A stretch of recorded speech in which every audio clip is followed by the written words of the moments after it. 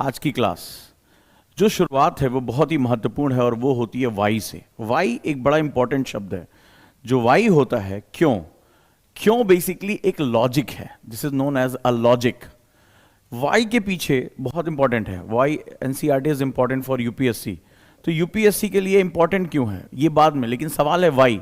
Y के पीछे हमारे पास जो है वो रीजंस होते हैं। वाई का मतलब होता है रीजंस।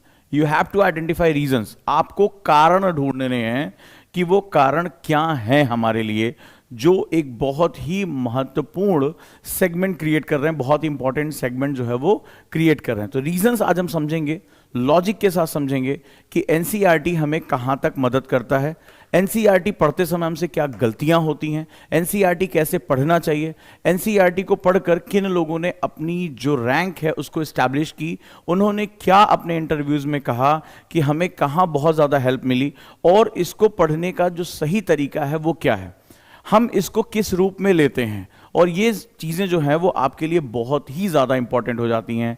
एनसीईआरटीज़ को लेकर एक नया डायमेंशन हमें क्रिएट करना है, नई चीज़ें क्रिएट करनी है और इसको लेकर 100% अपने दिमाग को जो है वो ओपन करके रखना है। साथ ही साथ ये भी जानना है कि ये आपको करियर में कैसे मदद करने जा रहा है, चाहे आप यूपीएससी के एग्जाम दे रहे हो, चाहे आप स्टेट एग्जाम्स दे रहे हो, पीसीएस के एग्जाम दे रहे हो या अदर कोई गवर्नमेंट कॉम्पिटेटिव एग्जाम दे रहे हैं। एनसीईआरटी सभी एग्जाम्स के लिए बहुत बहुत ज़्यादा इंपॉर्टेंट हो जाती है। तो अब हम लोग इसी के बारे में बात करेंगे और हम यहां समझेंगे कि कैसे हम अपना फंडामेंटल डेवलप कर सकते हैं। तो लेट्स स्टार्ट। अब हम जो है शुरू करते हैं और सबसे पहले वाई पर हम अपना सबसे ज़्यादा फोकस करते हैं कि हमारा जो वाई है वो इतना इंपॉर्टेंट कैसे है, वो हमारे लिए इतना महत्वपूर्ण कैसे है। So let's start. मेरे ख्याल से आप सभी तैयार होंगे। पेन और पेपर दोनों आपके लिए चाहिए। आज आपको पता चलेगा कि टॉपर सीक्रेट क्या है, टॉपर्स एनसीईआरटी कैसे इस्तेमाल करते हैं, ये हमारे लिए बहुत ज़रूरी हो जाता है और हम इसके साथ अब अपना काम शुरू करेंगे। सो क्या पेन और पेपर तैयार हैं सभी दोस्त? मुझे कमेंट बॉक्स में बताएं yes sir we are ready with pen and paper. क्या लॉजिक हमारा तैयार है, हम एनसीईआरटी को कैसे अपनी सक्सेस का बेस बना सकते हैं, चाहे आप सेल्फ स्टडी कर रहे हो, चाहे आप अभी बेसिक प्रिपरेशन शुरू कर रहे हो, चाहे आप अटेम्प्ट दे चुके हो, ये सारी चीज़ों के लिए बहुत बहुत ज़्यादा इंपॉर्टेंट है। क्लियर है? So let's start. हम लोग शुरू करते हैं। इंपॉर्टेंस ऑफ एनसीईआरटी की बात करते हैं। तो 2018 में आईएएस टॉपर हुए कनिष्क कटारिया। आप लोग जानते होंगे इनके बारे में, बहुत अच्छी तरीके से इनको समझते भी हैं, राइट। तो कनिष्क कटारिया जो है इन्होंने यूपीएससी सीएससी को रैंक 1 निकाला और ये बेसिकली आईआईटी बॉम्बे से ये इंजीनियरिंग ग्रेजुएट रहे कंप्यूटर साइंस में और बहुत हिस्टोरिकल अचीवमेंट इनकी मानी जाती है, बहुत ही महत्वपूर्ण। तो इनके बारे में सबसे पहले हम समझते हैं और कैसे इन्होंने अपनी स्ट्रैटेजी को समझा, ये भी जानना हमारे लिए बहुत जरूरी है। तो आईआईटी बॉम्बे से ग्रेजुएट होने के बाद, राइट, जरा इनके मार्क्स पे गौर करें कि इनके मार्क्स कैसे रहे, राइट। चूंकि ये इंजीनियरिंग बैकग्राउंड से थे, ये नॉन ह्यूमैनिटी बैकग्राउंड से थे, साइंस बैकग्राउंड से रहे हैं, तो इनका समझना बड़ा जरूरी है कि इनके मार्क्स कैसे थे। इनके मार्क्स से आपको काफी कुछ अंदाजा हो जाएगा, इनकी स्ट्रैटेजी से बहुत अंदाजा हो जाएगा कि एनसीईआरटीज कैसे हमें यूटिलाइज करना चाहिए। रेडी?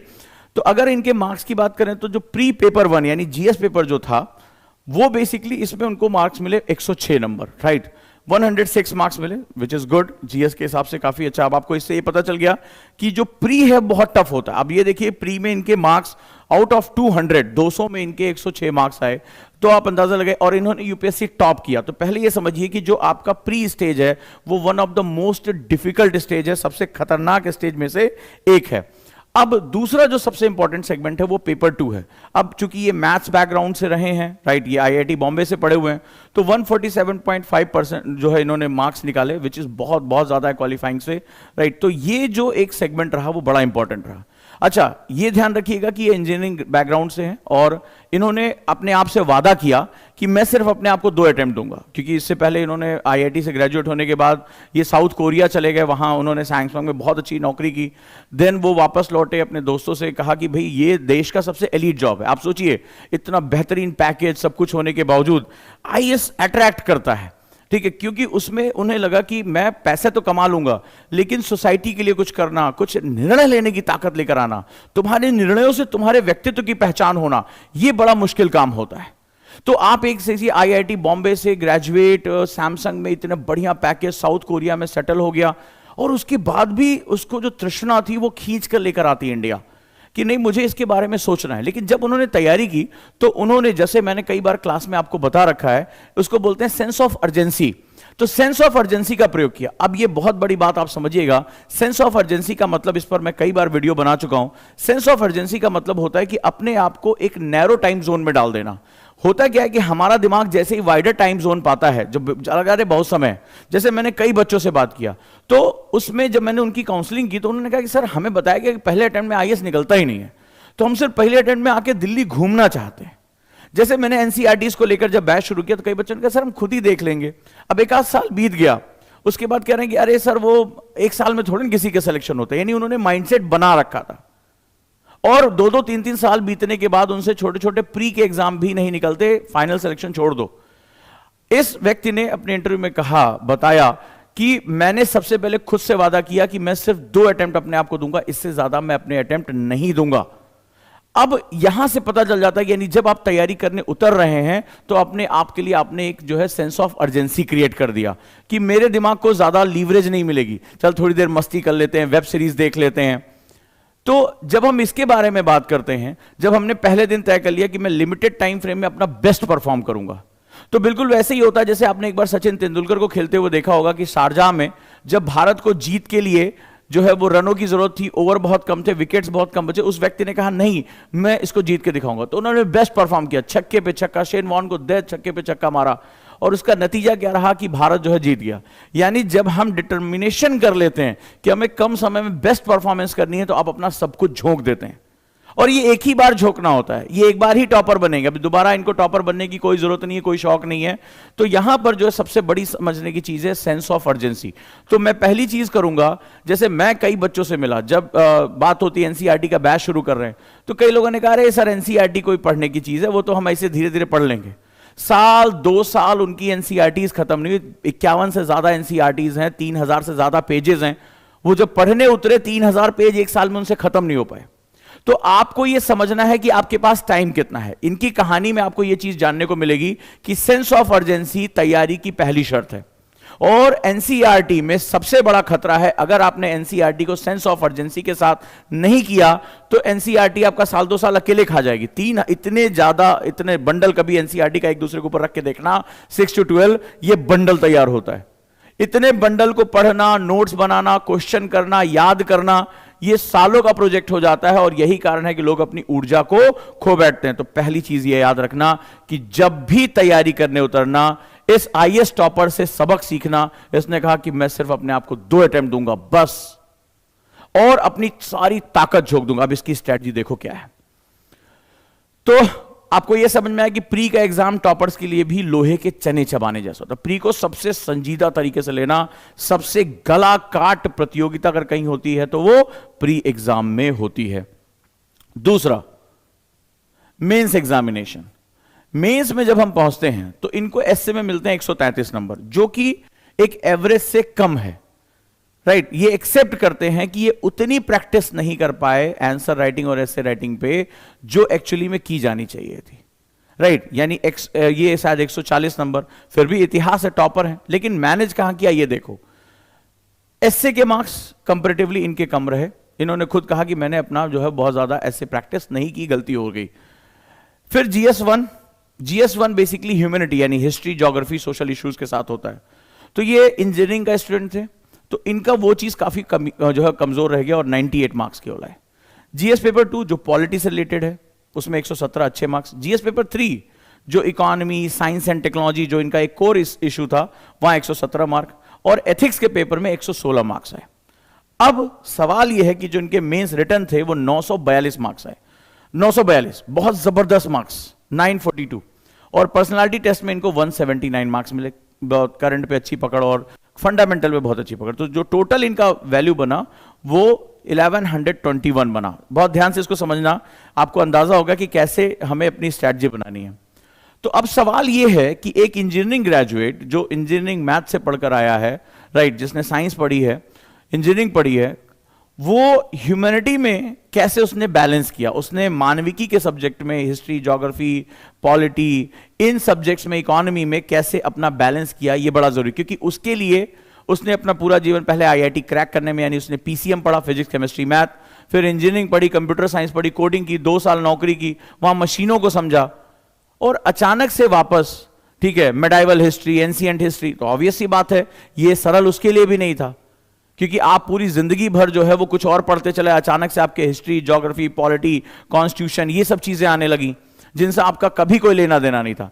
यानी ये व्यक्ति जब इसने शुरुआत की तो इसके सामने भी एक चैलेंज था कि मुझे कैसे बैलेंस करना है। जो चीजें आपने कभी नहीं पढ़ी वो चीजें आज आपको पढ़नी पड़ रही हैं। जो सालों हो गए कभी स्कूल टाइम में सिविक्स के कोर्स में ये पढ़ाया जाता था वो याद भी नहीं रहा, हमने अपना जो है वो 10th से ही अपना पूरा जीवन आईआईटी के लिए झोंक दिया, तो अचानक से ये इसने बैलेंस कैसे किया ये जानना आपके लिए बड़ा जरूरी है।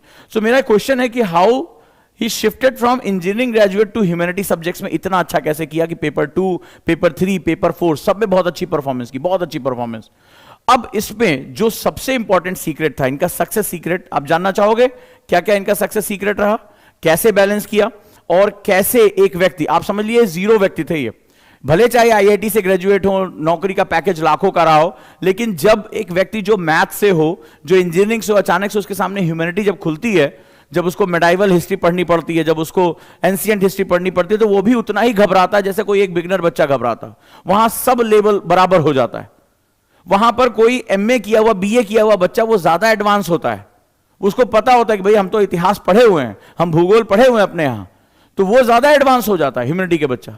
अब ऐसी कंडीशन में इन्होंने इस कठिन सिचुएशन को कैसे हैंडल किया, तो पहला कैसा मैंने आपको सीक्रेट बताया, पहली बात सेंस ऑफ अर्जेंसी क्रिएट करो कि मैं अपने आप को 2 अटेम्प्ट या 3 अटेम्प्ट दूंगा, डिपेंड ऑन योर एजुकेशन। जैसे इनकी एजुकेशन अच्छी हुई है तो आप अपने आप से कहते हैं मैं इससे ज्यादा नहीं टाइम दूंगा, मेरे पास टाइम कम है, मुझे अपना बेस्ट परफॉर्म करना है, सबसे पहले करो।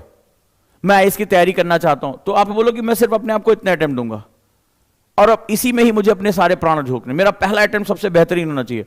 ज्यादातर बच्चे पहले अटेम्प्ट को ट्रायल अटेम्प्ट लेते हैं कि चलो ट्रायल करके देखते हैं यार कहां होगा पहले अटेम्प्ट में। अपने पहले अटेम्प्ट को सबसे गोल्डन अटेम्प्ट मानिए कि ये मेरा सबसे बेस्ट अटेम्प्ट होना चाहिए, इसके लिए मुझे अपने प्राण झोंकने पड़े, मैं तैयार हूं, राइट। दूसरा,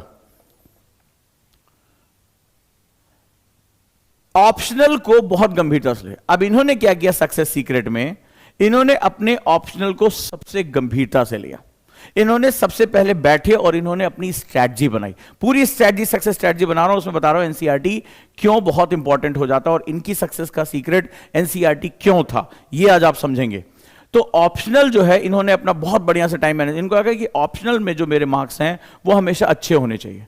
और मैथ्स इनका ऑप्शनल था, मैथ्स ये पढ़कर आए थे, अपनी कोर स्ट्रेंथ पर इन्होंने काम किया। आपको अपनी कोर स्ट्रेंथ पर काम करना होता है, बोले ये मेरा ताकतवर है, इसमें मुझे टाइम कम लगेगा, मुझे सबसे पहले इसमें झोंकना होगा खुद को। अब ये जरूरी नहीं कि आप भी मैथ्स ऑप्शनल लें, क्योंकि ये बचपन से पढ़ते चले आए, अच्छे थे पढ़ने में, तो इन्होंने अपनी कोर स्ट्रेंथ समझ क्या कह रहा हूं, कोर स्ट्रेंथ पे फोकस करिए, ये मेरी ताकत है, ये मेरी ताकत हो सकती है। तो आपको ध्यान से पहले अपनी स्ट्रेंथ और इंटरेस्ट पे काम करना होगा। उस टॉपर ने ये ऑप्शन लिया, आप में से ज्यादातर लोग यही सोचकर ऑप्शन ले लेते हैं, नहीं मुझे क्या रुचि है, मेरे टीचर से मेरी कितनी बात हो पा रही है, मैं किसमें देर तक टिका रह सकता हूं, यह होता है ऑप्शन लेने का तरीका। जैसे प्रिंस धवन, रैंक 3 की बात करूंगा, तो जब आप उनकी बात करेंगे तो इलेक्ट्रिकल इंजीनियरिंग से गोल्ड मेडलिस्ट, और सब्जेक्ट उन्होंने ह्यूमैनिटी का लिया। कारण क्या था, कारण यह था कि वहां उन्हें लगा कि वो उनकी कोर स्ट्रेंथ हो सकती है, उसमें बहुत अच्छा कर सकते हैं। तो अब इस तरह से अगर राजीव रंजन जी की बात करें, आईएएस टॉपर, तो उन्होंने अपनी कोर स्ट्रेंथ ज्योग्राफी मानी, वहां वो कन्वर्ट हो गए, तो अपनी कोर स्ट्रेंथ पे कहा। ऑप्शनल को बहुत सीरियसली आपको डिफाइन करना है, अपनी कोर स्ट्रेंथ पे आईएएस जो है ऑप्शन लेना है। उसके साथ उन्होंने टाइम मैनेज किया कि भाई मैं अपने आप को सेव कर लूं, और मैंने हर बार जो है सिलेबस एनालिसिस बताया कि ऑप्शनल आपकी रैंक सिक्योर कर देता है, सिलेक्शन सिक्योर कर देता है। अगर आप 300 प्लस मार्क्स हिट कर गए तो आपको बहुत आसानी से मार्क्स मिल जाएंगे। दूसरा, जीएस के लिए क्या, इनके लिए सबसे बड़ा चैलेंज था जीएस, क्योंकि वो ह्यूमैनिटी था, हाथ पर इनके भी कांप रहे थे, लेकिन इन्होंने कहा कि मैं जो है वो एक स्ट्रैटेजी फॉलो करूंगा, और ये स्ट्रैटेजी मैं आपको कई बार बता चुका हूं, तो चलो आज फिर से उसको दोहराते हैं कि वो स्ट्रैटेजी क्या थी। इन्होंने जीएस के लिए अपनी स्ट्रैटेजी, यानी जनरल स्टडीज, सामान्य अध्ययन के लिए अपनी स्ट्रैटेजी बनाई। सबसे पहले इन्होंने कहा कि भाई ये मेरे साथ परिचय नहीं रहा है, मैं इंजीनियरिंग ग्रेजुएट हूं, मुझे इंजीनियरिंग के बारे में पता है, मशीन्स के बारे में पता है, कंप्यूटर कोडिंग के बारे में पता है, मुझे नहीं पता ये हिस्ट्री में क्या बीत गया, ये ज्योग्राफी में क्या है, तो इन्होंने कहा कि पहले मैं यूपीएससी की लैंग्वेज से परिचित होऊंगा, स्मार्ट करूंगा काम। तो इन्होंने सबसे पहले सिलेबस को बहुत गंभीरता से पढ़ा, और मैं बार बार कह चुका हूं कि जिस स्टूडेंट को सिलेबस नहीं पता वो यूपीएससी में टिक नहीं सकता, टिक नहीं सकता। यूपीएससी का सिलेबस ही कम्युनिकेशन है। यूपीएससी के साथ कम्युनिकेशन करने का तरीका ही केवल सिलेबस एनालिसिस है। तो इन्होंने सबसे पहले सिलेबस को एनालिसिस किया, बार बार पढ़ा। जैसे मैंने देश का सबसे कॉम्प्रिहेंसिव सिलेबस एनालिसिस का बैच कर रखा है। आप एनी टाइम लर्निंग ऐप पे जाएंगे, आपको देश का सबसे कॉम्प्रिहेंसिव सिलेबस एनालिसिस का बैच मिल जाएगा। और जिस स्टूडेंट को सिलेबस टिप पर नहीं है वो यूपीएससी के बारे में सोचना छोड़ दे, कोई गुंजाइश नहीं उसके लिए। मैंने आपको बताया था कि उसके बिना ना तुम बुक पढ़ पाओगे, ना तुम न्यूज़पेपर पढ़ पाओगे, ना तुम आंसर राइटिंग कर पाओगे। मैंने तुम्हें यह तक प्रूव किया है कि यूपीएससी एक ही टॉपिक को अलग अलग पेपर में पूछता है। अगर आप सिलेबस के अकॉर्डिंग उसका आंसर को नहीं लिखोगे, आपके मार्क्स आपको नहीं मिलेंगे। इसके बाद दूसरा स्टेप मैंने बताया कि प्रीवियस ईयर पेपर एनालिसिस। तो प्रीवियस ईयर पेपर एनालिसिस में जो पिछले साल के प्रश्न होते हैं उनको पढ़ना बड़ा जरूरी होता है। इससे आपको पता चल जाता है क्वेश्चन का ओरिएंटेशन। अब अच्छा देखिए, आप भले चाहे इनको मैथ्स में अच्छा कहें, लेकिन ये ह्यूमैनिटी में आपसे भी कमजोर थे, घबरा रहे थे, लेकिन इन्होंने रास्ता सही पकड़ा, स्टेप सही लिए और यहां पे उन्होंने अपना काम शुरू कर दिया। तो दूसरा हो गया प्रीवियस ईयर क्वेश्चन पेपर पढ़ना शुरू करिए। इससे आपको अंदाजा होगा कि क्या क्वेश्चन पूछे जा रहे हैं। इसके बाद इन्होंने कहा, इन्होंने अपने इंटरव्यू में भी कहा, आई फोकस ऑन एनसीईआरटीज। जब मुझे लगा कि भाई मैं इसमें वीक हूं, मेरा कोई बैकग्राउंड नहीं है, मेरा कोई बेस नहीं है, तो भाई मुझे एक सशक्त सहारा चाहिए। बहुत स्मार्ट स्टडी, इसको बोलते हैं कॉन्सेप्ट ऑफ किस, यानी कीप इट सिंपल। इसको कीप इट सिंपल बोलते हैं। जब आपको लगे कि आप वीक हैं इस लड़ाई में, तो सिंपलिसिटी के साथ आप उतर जाइए। वही स्टेप फॉलो करिए जो टॉपर्स ने फॉलो किए हैं। आपको ज्यादा स्मार्ट बनने की जरूरत नहीं है। इन्होंने अपने इंटरव्यू में कहा कि मैंने बहुत ज्यादा एक्सपेरिमेंट्स नहीं किए, वो मेरे लिए जो टेक्निक काम करी थी मैंने उसको अडॉप्ट कर लिया।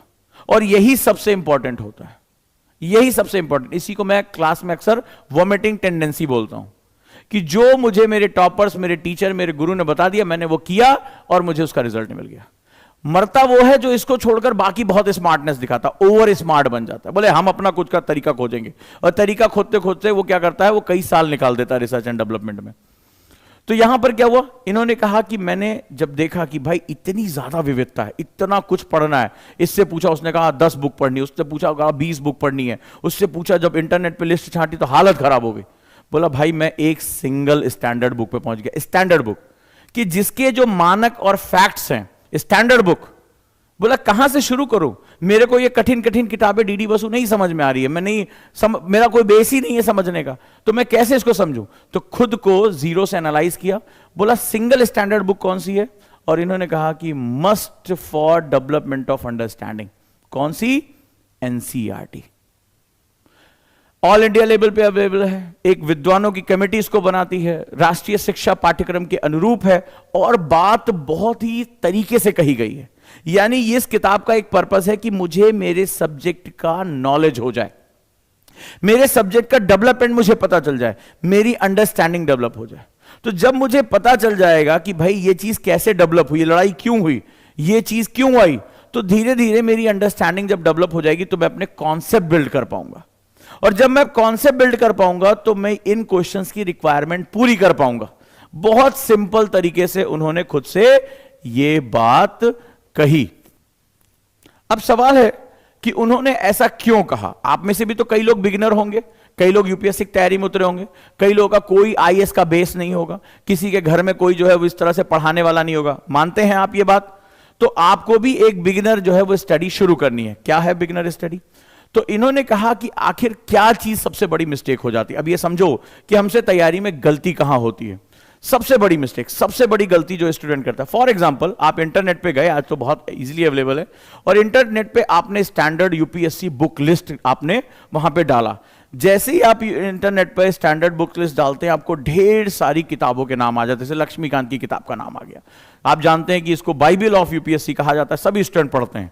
तो आपने भी सबसे पहले गए और आपने कहा कि भाई लक्ष्मीकांत तो सबसे जरूरी है, रमेश सिंह जरूरी है, विपिन चंद्रा जरूरी है, आप उमा कपिला जरूरी। आप ये किताबें जो है इंटरनेट पे आप जाएंगे, आपको किताबों की लिस्ट मिल जाएगी। ठीक है, राम आहूजा जरूरी है, ये किताबें आपने सुनी होंगी। जीसी लियोंग जरूरी है। तो आप ये किताबें जो है वो ले आए, आपने भी खरीदी होगी। मिश्रायनपुरी, दत्त सुंदरम, भारी भारी मोटी मोटी किताबों के नाम। अब जरा देखो एक बिगिनर स्टूडेंट कहां गलती कर गया, और वो व्यक्ति जो इसने आईएएस टॉप किया है, हिस्ट्री लिख दी है ना, अब तो उसको प्रमाण की जरूरत नहीं है, तो वो उसने कैसे इस चीज को पढ़ा। उसने कहा फॉर एग्जांपल लक्ष्मीकांत ले लें। अब लक्ष्मीकांत का पहला पेज और पहली हेडिंग क्या है? Regulating act. लक्ष्मीकांत कहां से शुरू होती है? रेगुलेटिंग एक्ट से शुरू होती है, पिट्स इंडिया एक्ट से शुरू हो रही है, ठीक है, मतलब जिसे कहते हैं ना कि historical development of our constitution. अब आपको यही नहीं पता कि अंग्रेजों का शासन स्थापित कैसे हुआ, 1857 के बाद उनके प्रशासन में क्या चेंजेस आ रहे हैं, राइट। आपको यही नहीं पता कि आखिर भारत में शासन व्यवस्था कैसी रही, शासन क्या होता है, लोग शासन के अंदर कैसे आते, शासन के रूप कितने होते, किस तरह का वो शासन था कि लंदन की महारानी के ना ब्रिटेन की महारानी के नाम पर भारत में शासन हो रहा है, शासन करने वाला वहां की संसद है, भारत सचिव शासन कर रही। क्या कुछ अजीब सा नहीं लग रहा है कि ये बेसिकली डेमोक्रेसी है, ये मोनार्की है, ये एनार्की है क्या ये? अब आप ये जानते नहीं, और आपने क्या किया, बताते रहना मुझे। आपने सीधे खोला बढ़िया वाला page, regulating act 1773 Pitt's India act, फलाना ठिकाना, आपने याद कर डाला, और आप उससे रिलेट ही नहीं कर पा रहे हैं। और जब आप रिलेट नहीं कर पा रहे हैं तो हफ्ते भर बाद फिर, अरे यार ये रेगुलेटिंग एक्ट कब आया था, 1873 में था या 1773 में था, समझ में ही नहीं आ रहा। फिर आप सर पर हाथ मारते हैं, अरे फिर एक हफ्ते बाद भूल जाते हैं, क्योंकि आपने उसको रटना शुरू कर दिया, आपने प्रेशर में आ गए, बोले सब लक्ष्मीकांत पढ़ना है, मुझे भी लक्ष्मीकांत पढ़ना है। आपने खुद को जाना ही नहीं कि विकास का क्रम क्या रहा, विकास का क्रम क्या रहा, आपको यह समझ में। थोड़े समय बाद क्या होता है, आप किसी से कह नहीं पाते हैं क्योंकि सब लक्ष्मीकांत पढ़ रहे हैं, ट्रेंड चला हुआ है, सबके घर में द हिंदू फेंका जा रहा है, इंटरनेट पे लिखा हुआ है हिंदू पढ़ना है, लक्ष्मीकांत पढ़ना है, रमेश सिंह पढ़ना है।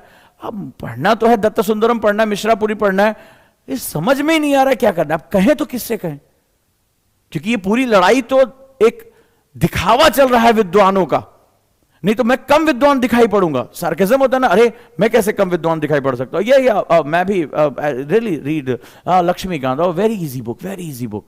वो देखा मैंने वीडियो में, हाँ उस टॉपर ने 4 बार पढ़ा था, हाँ मेरा भी 3 बार हो गया, एक और पढ़ लूं मैं भी टॉपर हो जाऊंगा। तो आप इसी तरह की बात करते हो ना, अरे बहुत अच्छी किताब, बहुत अच्छी किताब है, मन ही मन सोच रहे यार कुछ पकड़ नहीं पा रहा हूं। किताब नो डाउट बाइबल है, बहुत अच्छी है, लेकिन अंडरस्टैंडिंग एक लेवल होता है, अंडरस्टैंडिंग तुम अपने दिमाग को समझना पड़ेगा कि मैंने कॉन्सेप्ट को डेवलप नहीं किया, नतीजा क्या रहा। फॉर एग्जाम्पल, अब तुम्हें यह नहीं पता कि भारत का फ्रीडम मूवमेंट था क्या। किसी भी कानून को, अंग्रेजों ने जो कानून बनाया था वो भारतीय समाज में होने वाले विरोध या भारतीय समाज में होने वाले परिवर्तनों की प्रतिक्रिया स्वरूप बनाया था, या अपने शासन को सपोर्ट करने के लिए बनाया था। तो तुम्हें उस कानून को समझने के लिए भारतीय समाज और राजनीति में होने वाले परिवर्तनों को समझना बहुत जरूरी है, क्योंकि ये जो कानून रट लिया तुमने, उससे तुम्हें भारतीय राजनीति में, उस समय के समाज में, उस समय की जरूरतों में होने वाले परिवर्तनों को समझे बिना इस प्रतिक्रिया को समझ ही नहीं पाओगे। तुम इसको रटकर भारतीय समाज को नहीं समझ पाओगे, तुम वहां की राजनीति को नहीं समझ पाओगे, क्या परिवर्तन हमारे यहां आ रहे थे और किस तरह के परिवर्तन, धार्मिक, सांस्कृतिक, सामाजिक, राजनीतिक, आर्थिक, ये परिवर्तन जब हमें दिखाई पड़ रहे थे, इनकी प्रतिक्रिया स्वरूप या अपने शासन की प्रतिक्रिया को समझने के लिए हमें यह काम करना पड़ा। नतीजा क्या होता है कि हम ढेर सारी चीजें रटना शुरू कर देते हैं, रोज सुबह शाम 1773 में ये पहला पॉइंट, ये दूसरा पॉइंट, और हमसे वो चीजें मिस हो जाती हैं। और जब हम कोई चीज रटते हैं जबरदस्ती तो उसमें रुचि खत्म हो जाती है, रुचि खत्म होते ही हमारा सारा सिस्टम खत्म। सेम ऐसे मैं कहूं कि आपको साइकिल चलाना नहीं आता, आपको साइकिल चलाना नहीं आता, और मैं आपसे कह दूं भैया रस्सी पर साइकिल चलाना है, अभी आपको साइकिल चलाना भी नहीं आता, यही कहानी बता रहा हूं। बुक सारी बहुत अच्छी है, बहुत स्टैंडर्ड, साइकिल चलाना अभी नहीं आता, आप साइकिल पे बैलेंस नहीं कर पाते हो, और मैं कहूं आपको ना रस्सी पर साइकिल चलाना है, क्या होगा, हाथ पैर तो टूटेगा ही, दांत भी एक्स्ट्रा निकल जाएंगे। तो सेम चीज यही होता है कि अभी मुझे सब्जेक्ट की अंडरस्टैंडिंग ही नहीं है, सब्जेक्ट का डेवलपमेंट कैसा हो मुझे नहीं पता है, और मैं सीधे आईएएस की बड़ी बड़ी किताबों का नाम मैंने इंटरनेट से निकाला, डाउनलोड किया, रिकमेंड बुक्स पढ़ी और कूद पड़ा। इसलिए मैंने कनिष्क कटारिया का एग्जांपल लिया, बहुत सिंप्लिसिटी के साथ इन्होंने अपनी बात कही। देखो जो टॉपर्स होते हैं हम्बल होते हैं, जिस पेड़ में फल ज्यादा होते हैं वो झुकता है, तो उन्होंने वो बातें कही जो बहुत जरूरी हैं, उन्होंने मैसेज दिया इस बात को कि देखो भाई, मैं जानता हूं कि मैं ह्यूमैनिटी से नहीं हूं, मैं स्वीकार करता हूं, अब मैंने ऐसे ऐसे पढ़ा। इन्होंने बहुत लंबी बुक लिस्ट नहीं दी कि अब 50 किताबें 60 किताबें, अगला बच्चा डर के मारे वैसे ही मर जाए, नहीं। तो आप याद रखिएगा कि जैसे जैसे आप विद्वान होते जाएंगे, आपके अंदर एक उदारता आती चली जाती है। तो ये ही बात टॉपर्स को बहुत अच्छी लगती है, बहुत अच्छी, इसीलिए मैंने इनका एग्जाम्पल दिया। इन्होंने ग्राउंड टू अर्थ रियलिटी के बारे में बात किया, इन्होंने आने वाले मैसेज संदेश दिया, इन्होंने अपने इंटरव्यू में कहा कि बहुत ज्यादा घबराना नहीं, कम टाइम लेना, सब कुछ नहीं है यूपीएससी, लेकिन जब उतरना तो दिल से उतरना और अपनी कमियों को स्वीकार करना। मेरे अंदर ये दम नहीं था कि मैं जो है वो फॉरेन में नौकरी करके आया हूं, आईआईटी से पढ़ा हूं, अरे ये कौन सी बड़ी बात है। मैंने स्वीकार किया कि मुझे जीरो से शुरू करना है, मेरी जो स्ट्रेंथ थी उसको पकड़ा, जो वीकनेस थी उस पर काम करना शुरू किया, और काम करने के लिए तरीका मैंने यही अपना लिया। सो कॉन्सेप्ट डेवलपमेंट के लिए यूपीएससी के लिए एनसीईआरटी बेस्ट है, ये टॉपर ने भी रिकमेंड किया। लेकिन एनसीईआरटी फैक्ट की किताब नहीं है, अंडरस्टैंडिंग के लिए हमें उसके बीच में दिए गए आशय को समझना बहुत ज्यादा जरूरी हो जाता है कि आखिर बात क्या कही जा रही है। एनसीईआरटी को लोग फैक्ट फाइल समझते हैं, उसके फैक्ट याद करना शुरू कर देते हैं, बस यहीं से गलती हो जाती है। एनसीईआरटीज इंटरलिंकिंग करने के लिए, कॉन्सेप्ट की डेवलपमेंट करने के लिए बहुत जरूरी। मैं आपको एग्जांपल लेता हूं, एनसीईआरटी का सबसे बड़ा, एनसीईआरटी अंडरस्टैंडिंग कैसे डेवलपमेंट करती है, कॉन्सेप्ट बिल्डअप कैसे करती है। मैं तुमसे एक नाम लिखता हूं,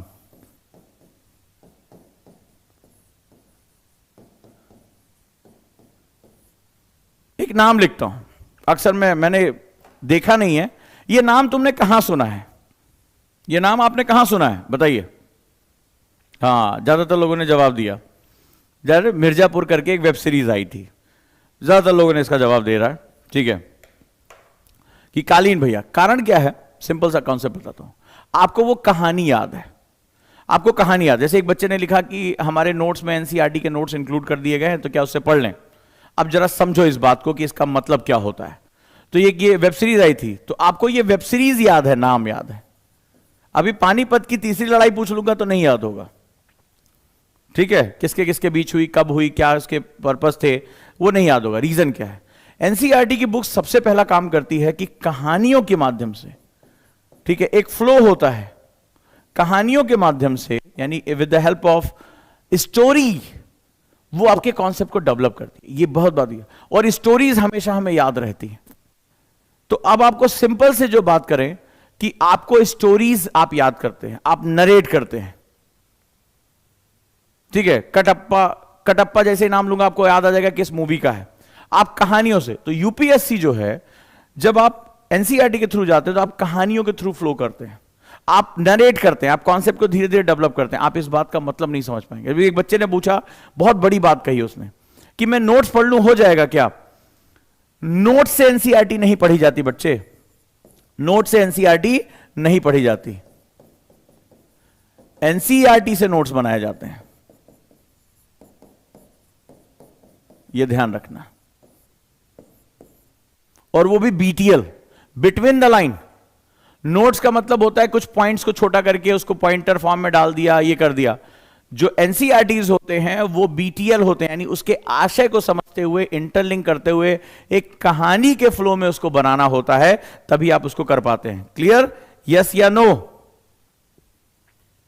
तो ध्यान रखना कि एनसीईआरटीज आपके कॉन्सेप्ट को डेवलपमेंट करने में बहुत मदद। हमें जब किसी चीज का डेवलपमेंट पता चल जाता है तो हम लॉन्ग टर्म उसके साथ जुड़ जाते हैं।